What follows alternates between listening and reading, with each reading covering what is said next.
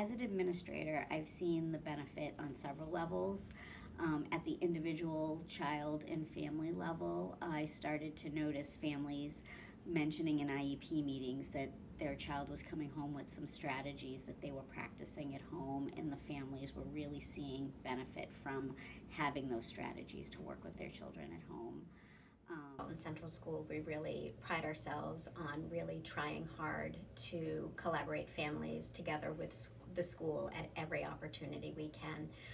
Being able to offer the parenting series in our pre-K has been just that great first opportunity for families to come into our building and get exposure to that collaborative nature that we really want to embrace all the way through students here until they leave in 8th grade. I see my role as the special ed director in the iSocial process as being the administrator who the program could turn to not only for support, but I was also very much involved with and embedded myself in the development of the program through the iSocial process. I saw myself as to use a football analogy, a blocker in many ways, where I would block and shield the program from all of the other pressures that can come from various places within a school district that might have a negative impact on such a program, trying to go through a systemic change. It was a lot of work. I think even when you go into a new initiative and you know it's going to be a lot of work, sometimes when you're in the thick of it, you're really feeling like, wow, this was more work than I anticipated. On the flip side, though, I think when you hear from the trainings that coaching really is critical to implementation and carrying over what you learn in professional development and trainings.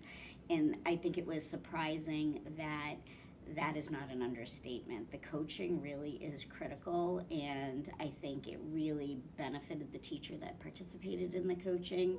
And it's one thing to hear the data and to hear that information, but to really see it in action and see how critical that element is to carrying over professional development was a surprise for me.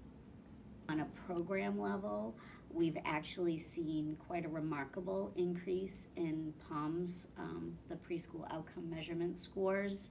This year, the students who had increased their social emotional skills by the time they exited our program was at 87%.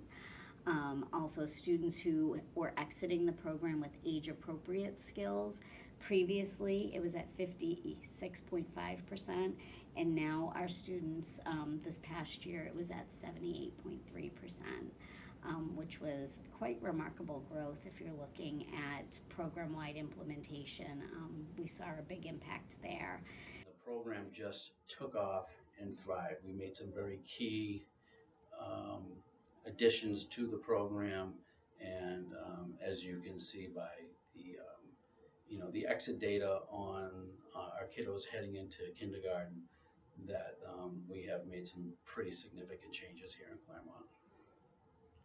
I think I'd attribute SE9 successes in the iSocial program to a few things. One is our leadership team's willingness to listen to multiple community stakeholders, community members, families, teachers, school board members.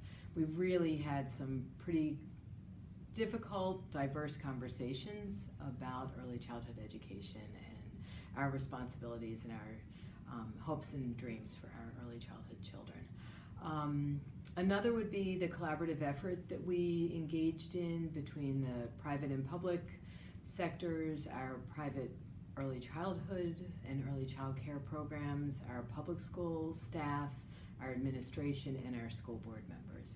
And I think finally the support of the New Hampshire Department of Education has really allowed us to think outside of the box, to be very creative and really personalize the needs of our students and our community by taking this step and using iSocial to move our district forward in providing for social emotional skill development in children in a natural setting.